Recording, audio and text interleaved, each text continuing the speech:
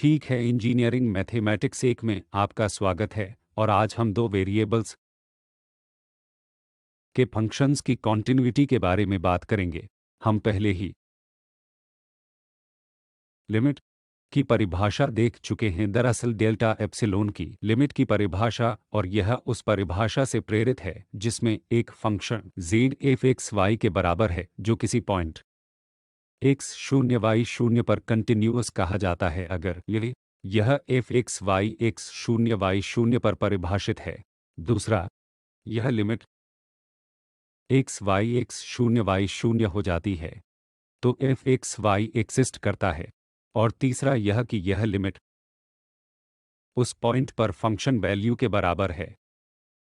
यदि यह तीन शर्तें पूरी होती हैं तो फंक्शन परिभाषित किया जाता है। यह लिमिट एक्सिस्ट करती है और लिमिट x 0 y 0 पर फंक्शन वैल्यू के बराबर है तो हम कहते हैं कि फंक्शन कंटिन्यूअस है पॉइंट x 0 y 0 पर। और यदि कोई function f x y domain D में प्रत्येक पर कंटिन्यूअस है तब हम उस फंक्शन को उस डोमेन D में कंटिन्यूअस कहते हैं। अब यहाँ कॉन्टिन्यूटी मूल रूप से लिमिट का पता लगा रहा है क्योंकि x y x 0 y 0 हो जाता है। ध्यान दें कि यह लिमिट x 0 y 0 पर फंक्शन वैल्यू के बराबर होनी चाहिए। हम लिमिट के लिए डेल्टा एप्सिलॉन को परिभाषित कर सकते हैं। एक function z f x y के बराबर तब कंटिन्यूअस कहलाता है जब x not y not point पर किसी दिए गए एप्सिलॉन के लिए एक real number delta positive exist करता है। इस प्रकार की f x y और x 0 y 0 पर f के लिमिट के इस वैल्यू के बीच का अंतर एप्सिलॉन से कम हो। जब भी हम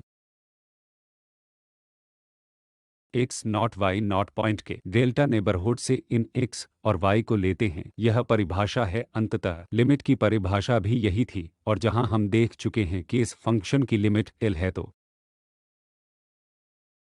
f x 0 y 0 के बजाय हमने L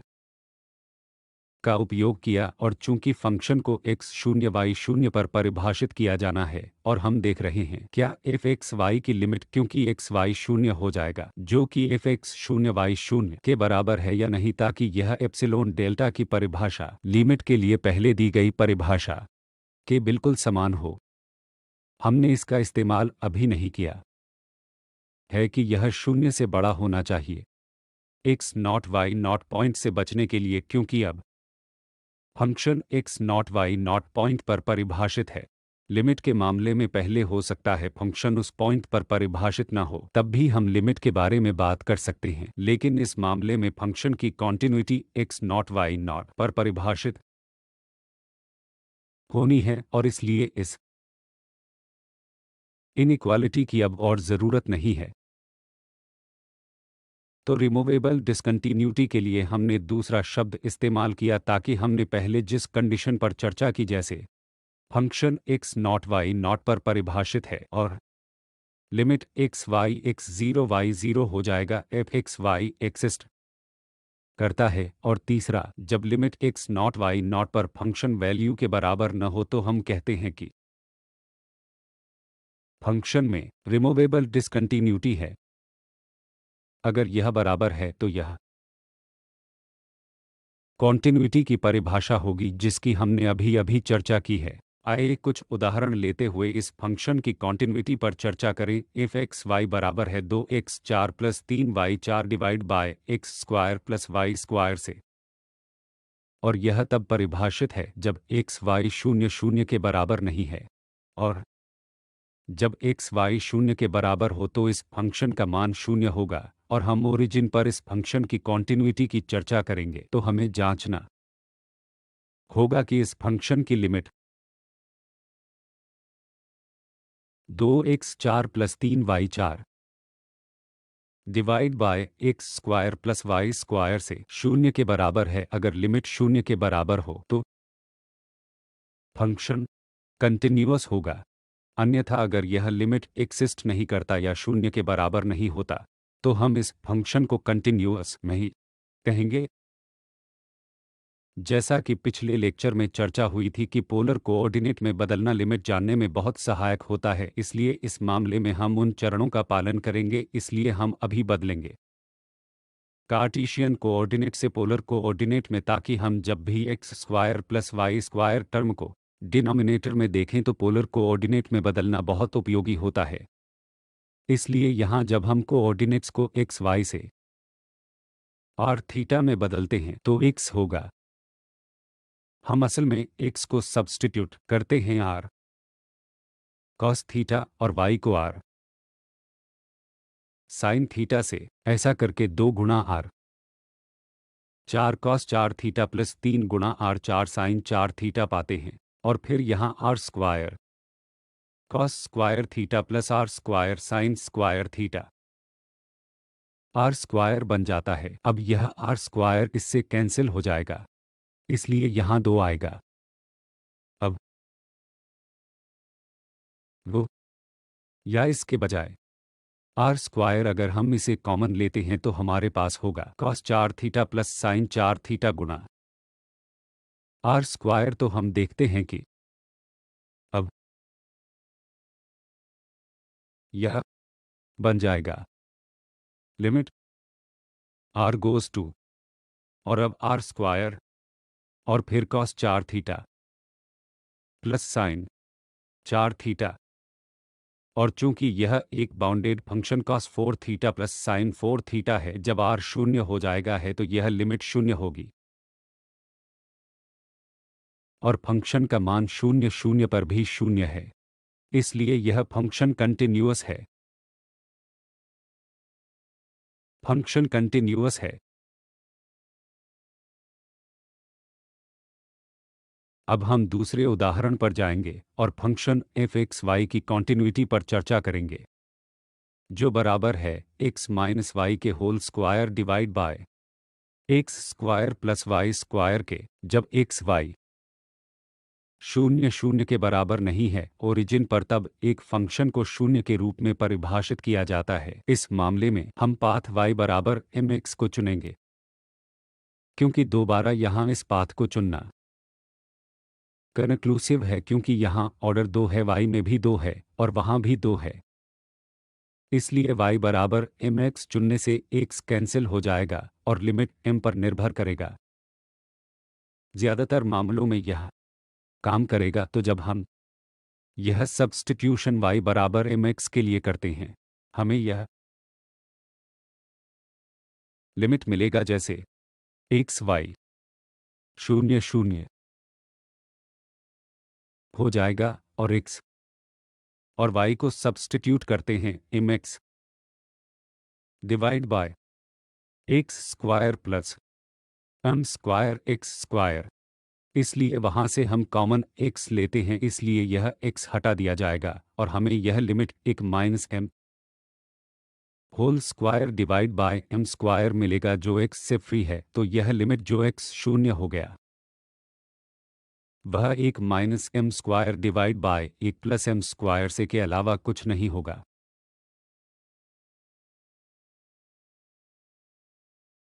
इसलिए यह लिमिट उस पाथ पर निर्भर करता है, क्योंकि m का भिन्न वैल्यू चुनना हमें इस लिमिट की एक अलग वैल्यू मिलेगी और इसलिए यह लिमिट एग्जिस्ट नहीं करती है, और फिर हम कहेंगे कि यह फंक्शन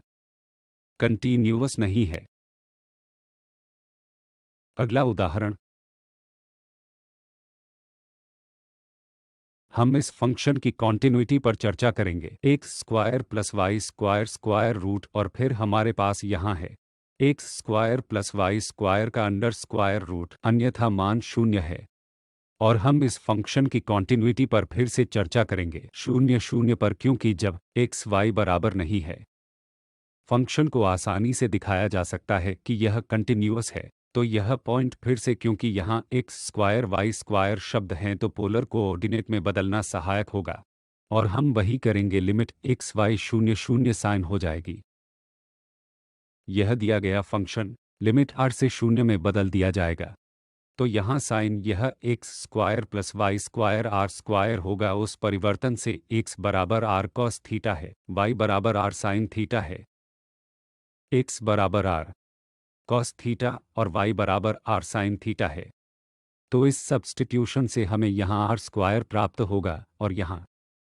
यह भी आर स्क्वायर है और फिर यह होगा जैसे लिमिट आर शून्य हो जाएगी यह साइन आर है और यहाँ हमारे पास आर है तो limit sine r over r है क्योंकि आर गोज शून्य हो जाएगा तो हमारे पास अब केवल एक वेरिएबल लिमिट है। तो जैसे एल हॉस्पिटल नियम का उपयोग करके हम साइन आर का डेरिवेटिव प्राप्त कर सकते हैं जो होगा कॉस आर और यह डेरिवेटिव एक और लिमिट आर शून्य हो जाएगा इसलिए यह एक होगा तो यहाँ यह लिमिट एक है और शून्य शून्य पॉइंट पर परिभाषित फंक्शन वैल्यू शून्य के रूप में दी गई है। इस मामले में लिमिट एग्जिस्ट करता है लेकिन फंक्शन कंटिन्यूअस नहीं है क्योंकि यह लिमिटिंग वैल्यू शून्य शून्य पर निर्धारित फंक्शन वैल्यू के बराबर नहीं है। तो यह मामला है रिमूवेबल डिसकंटिन्यूटी का जहां लिमिटिंग वैल्यू इसलिए लिमिट है फंक्शन परिभाषित होता है पर यह लिमिटिंग वैल्यू बराबर नहीं है फंक्शनल वैल्यू के उस पॉइंट पर। तो यह है रिमूवेबल डिसकंटिन्यूटी का उदाहरण। दूसरा उदाहरण ओरिजिन पर इस फंक्शन की कॉन्टिन्यूटी पर फिर से चर्चा करेंगे तो हमारे पास x पावर 4 y पावर 4 और फिर x square plus y power 4 power cube है। अब इस मामले में हम विशेष पाथ चुनेंगे y स्क्वायर बराबर mx क्योंकि y बराबर mx सहायक नहीं होगा यहाँ अलग आर्डर है। तो अब यह y स्क्वायर बराबर mx चुनने से यहाँ y पावर 4 के कारण तो यदि y square y m square x square में होगा और फिर हमने यह x स्क्वायर कॉमन मिल सकता है। यदि हम यह लेते हैं तो हम इस y स्क्वायर को वहाँ सब्स्टिट्यूट करते हैं तो यह लिमिट x शून्य हो जाएगी। यह पाथ ओरिजिन पर ही ले जाएगा इसलिए अब लिमिट x शून्य हो जाएगी हमारे पास वहाँ x 4 है और फिर y स्क्वायर होल स्क्वायर तो यह x स्क्वायर और x पावर 2 बन जाएगा तो m स्क्वायर x पावर 2 और फिर यहाँ भाग दिया गया x स्क्वायर प्लस इस y स्क्वायर की होल स्क्वायर वैल्यू से तो यह m स्क्वायर x स्क्वायर और इस पर 3 की पावर लगाएं यह x पावर 6 यहाँ से x स्क्वायर फिर पावर 3 इसलिए x पावर 6 कैंसिल होगा और फिर हमें यह limit m square over 1 plus m square cube मिलेगी जो यहाँ दिया गया है। तो यह m square over 1 plus m square over cube है। हम फिर से देखते हैं अगर हम इस पाथ को चुनते हैं तो लिमिट फिर से पाथ पर निर्भर करती है। m की विभिन्न वैल्यू के लिए आपको इस लिमिट की एक अलग वैल्यू मिलेगी और इसलिए यह लिमिट एग्जिस्ट नहीं करती है और इसलिए यह फंक्शन है कंटीन्यूअस नहीं है।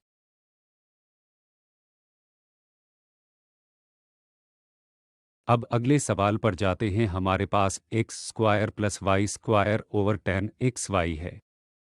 इसलिए इस फंक्शन को देखकर यह देखना मुश्किल है कि लिमिटिंग वैल्यू क्या होगी जहां लिमिट एग्जिस्ट करेगी उस सब्स्टिट्यूशन पर जो हमें करना चाहिए। आइए फिर से y बराबर mx चुनें और देखें कि इस मामले में क्या हो रहा है। तो यह दी गई लिमिट अगर यह xy यह शून्य शून्य हो जाता है और फिर यह x square plus y square over 10xy और अगर इसे y बराबर mx से सब्स्टिट्यूट करते हैं तो हम लेंगे लिमिट x शून्य हो जाएगी और यहाँ x स्क्वायर और m स्क्वायर x स्क्वायर होगा और फिर यह 10mx स्क्वायर तो y mx x स्क्वायर है। अब जब x गोज़ टू शून्य और हमें न्यूमेरेटर में भी शून्य मिल रहा है डिनोमिनेटर में 10 0 0 0 बाय 0 केस यह एक वेरिएबल लिमिट है। अब ताकि हम मूल रूप से एल हॉस्पिटल का उपयोग कर सकें उस स्थिति में हम इसे प्राप्त करेंगे। यह लिमिट बराबर है लिमिट 2x प्लस और 2x m स्क्वायर और फिर यहाँ हमारे पास होगा x square m x square और फिर यह है 2mx यह 2x और फिर 2x यहाँ से भी कैंसिल हो जाएगा और जब x गोज़ टू शून्य तो यह यहाँ एक है यह एक है। जब इस केस में यह m स्क्वायर है तो हमारे पास है m स्क्वायर ओवर यह एक है और यह है तो 1+m² यहाँ 1 है और m² को m से विभाजित किया गया है। तो फिर यह लिमिट इस पाथ पर निर्भर करते हुए और यह m के ऊपर 1+m² है जिसका हमने अभी मूल्यांकन किया है। इसलिए लिमिट पाथ पर निर्भर करता है और इसलिए लिमिट एग्जिस्ट नहीं करती है और इस मामले में फंक्शन फिर से कंटिन्यूअस नहीं है। कुछ टिप्पणियां जो पता लगाने के लिए बहुत उपयोगी हैं।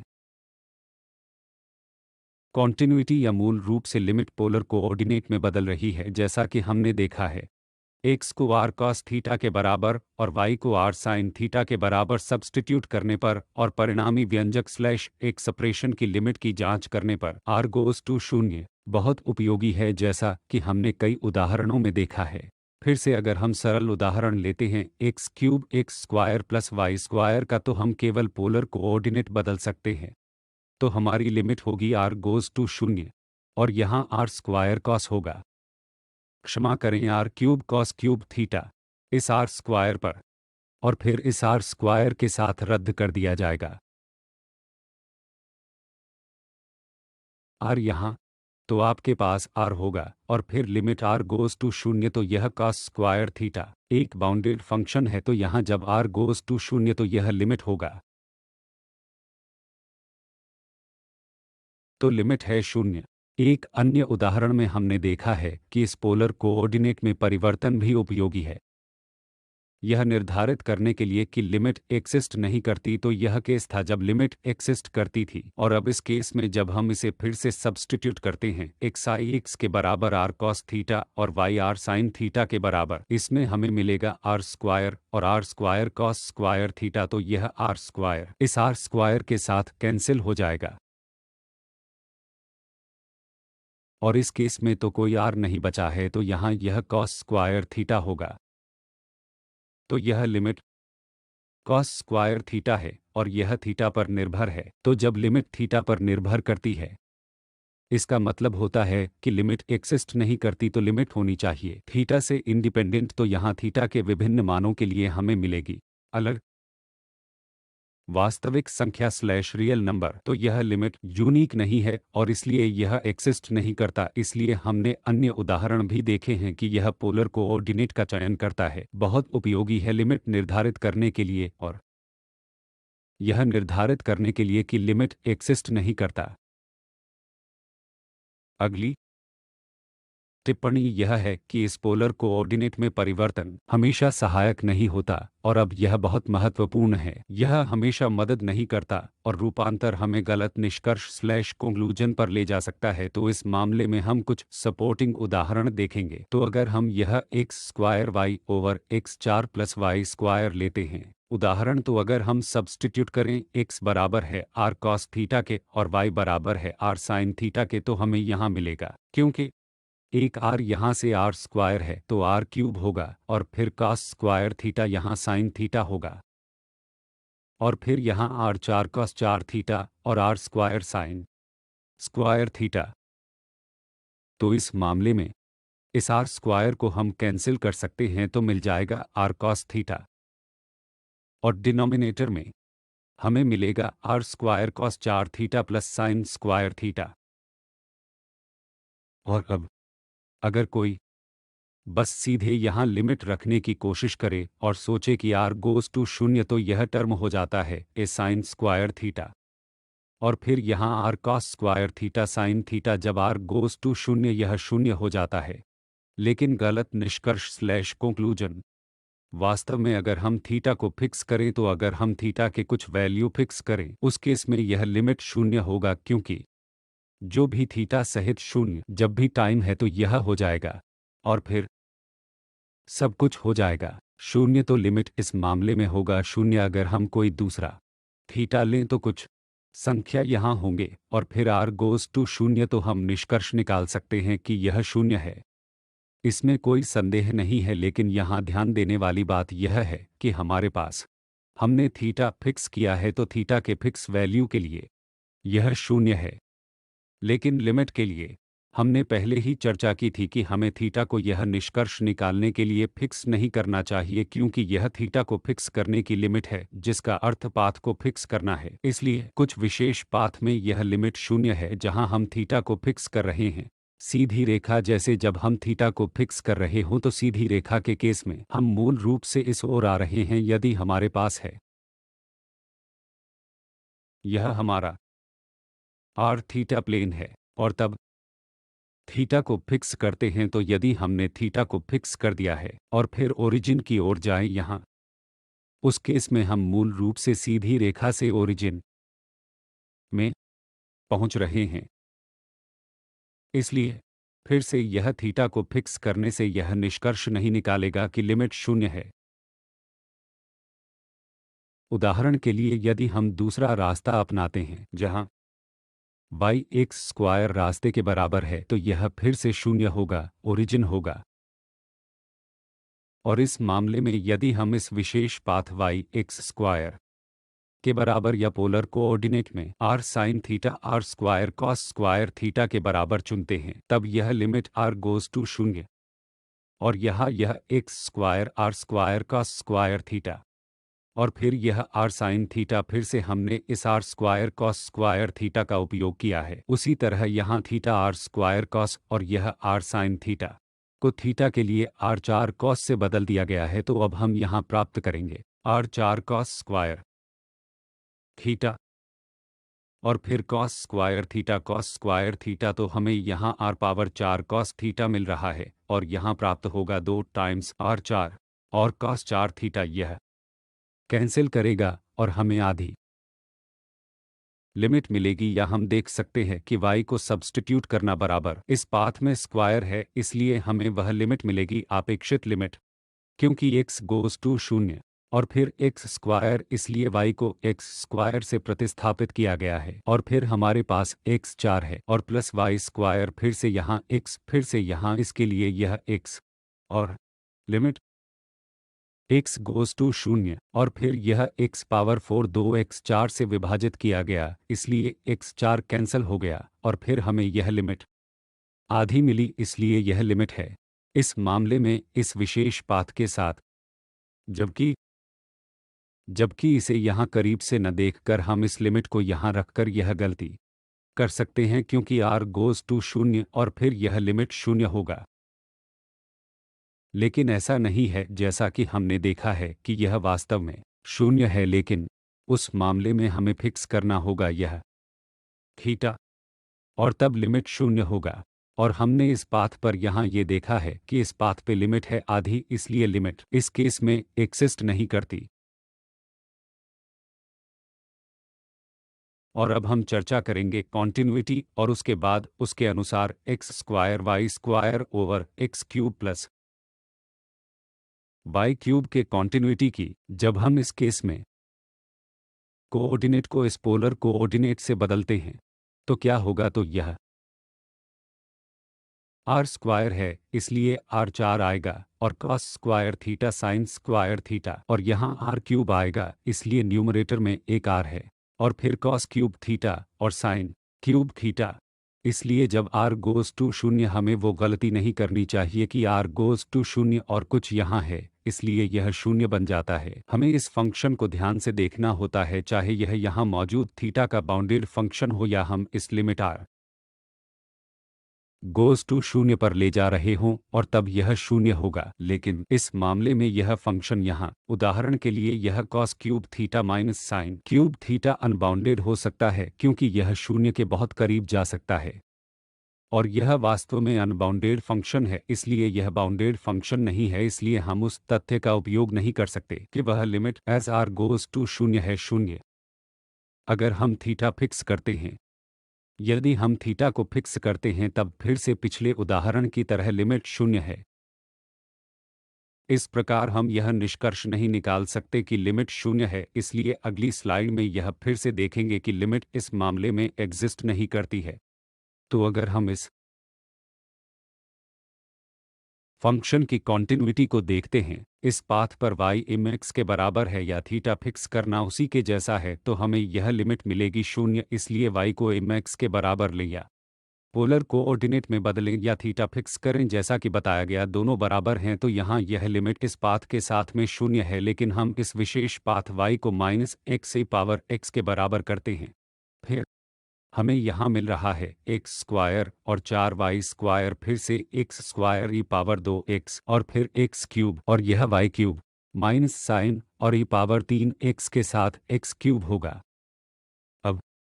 इस मामले में यह एक्स क्यूब कैंसिल हो जाएगा इसलिए हमारे पास न्यूमेरेटर में एक्स ई पावर 2x और डिनोमिनेटर एक माइनस की पावर 3x है। इसलिए यहाँ लिमिट है x गोज़ टू शून्य है 0/0 केस हम हॉस्पिटल रूल का उपयोग कर सकते हैं इसलिए यह लिमिट की पावर 2x प्लस x होगी चूंकि यह ई पावर 2x और फिर 2 इसलिए यह भिन्नता है और फिर माइनस ई पावर 3x में 3 इसलिए जब x गोज़ टू शून्य तो यह शून्य हो जाता है इसलिए 1/3 इसलिए माइनस 1 इस पाथ के साथ में 3 लिमिट है इस फंक्शन में फिर यह पाथ शून्य हो रहा है। हमने यह दिखाने के लिए बहुत विशेष पाथ लिया है बहुत ही विशिष्ट और कठिन उदाहरण है यह जानने के लिए कि इस पाथ पर हमें अलग लिमिट मिलेगी लेकिन यह साबित करता है कि लिमिट एग्जिस्ट नहीं करती है और इसलिए यह फंक्शन 0 पर कंटिन्यूअस नहीं है। आखिरी उदाहरण में हम ओरिजिन पर इस फंक्शन की कॉन्टिन्यूटी की चर्चा करेंगे। हम फिर पोलर कोऑर्डिनेट को बदलते हैं यह इसे आसान बनाएगा इसलिए x square plus y square term और हमारे पास x y goes to 0 e power minus 1/x square plus y square x4 plus y4 polar coordinate में बदलने पर यह ई पावर माइनस 1/r स्क्वायर होगा और यहाँ इस शर्त की वजह से यह r4 और cos 4 theta plus sign 4 theta होगा। अब यहाँ हम थोड़ा जोड़ तोड़ कर सकते हैं इसलिए यहाँ cos 4 theta plus sign 4 theta हम कर सकते हैं तो हम यहाँ तुरंत 4 स्क्वायर टर्म बना सकते हैं इसलिए cos square theta plus sine square theta whole square इसलिए 2 टाइम्स कॉस स्क्वायर थीटा आएगा और फिर माइनस हम उस कॉस स्क्वायर थीटा प्लस या साइन स्क्वायर थीटा को घटा सकते हैं इसलिए यह टर्म इस टर्म के बराबर है whole square minus 2 times cos square theta sine square theta क्योंकि हम जब इस स्क्वायर को खोलते हैं तो हमको cos 4 theta plus sign 4 theta और 2 टाइम्स प्रोडक्ट जो कि कैंसिल हो जाएगा इसलिए हम यह टर्म लेंगे इसलिए वह sign square theta plus cos square theta यहाँ 1 हो गया है और तब हमारे पास है एक माइनस यह टर्म जिसे फिर से हम यहाँ 2 times cos theta sine theta को साइन 2 थीटा लिख सकते हैं इसलिए यह स्क्वायर क्योंकि स्क्वायर की वजह से यहाँ दिखेगा और हमें इसे 4 बनाना है तो हमने 2 से गुणा और भाग किया ताकि हमें अब यह टर्म मिल सके इसलिए हमें देखना है कि इस फंक्शन की लिमिट यहाँ क्या है। तो लिमिट क्या है तो इस मामले में हमें ध्यान देना है कि यह एक minus half sine square 2 theta है यह टर्म यहाँ हाफ और 1 के बीच होता है इसलिए यह 1 की तरह है जब थीटा और फिर यह हाफ और यह साइन स्क्वायर थीटा 1 है इसलिए यह हाफ हो जाएगा इसलिए इस केस में हाफ से 1 के बीच में रहता है। फिर r बराबर नहीं है तो हम इस टर्म का अनुमान लगा सकते हैं कि वहाँ पूरा टर्म 1/r स्क्वायर और इसमें से 1 माइनस है तो यह पॉजिटिव टर्म है और यहाँ भी हमारे पास यह हाफ से अधिक है तो निश्चित रूप से यह 0 से बड़ा है।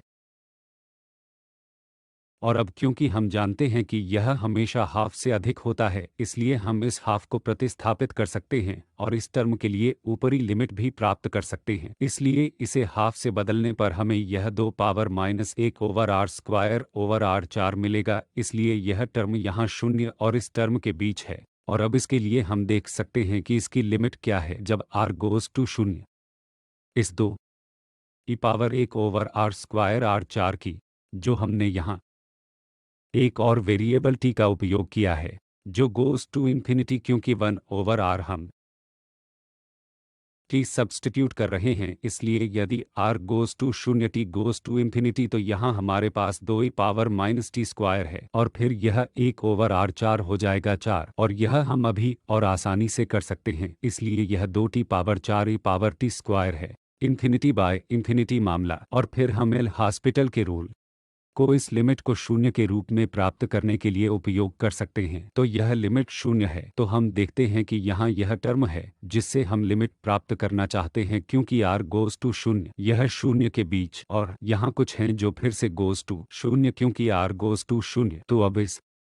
स्क्वीज थ्योरम या सैंडविच थ्योरम द्वारा हम लिमिट प्राप्त कर सकते हैं। ऐसा क्योंकि यह शून्य है और यहाँ सीमित परिदृश्य में यह भी शून्य पर जा रहा है, तो यह लिमिट शून्य होती है।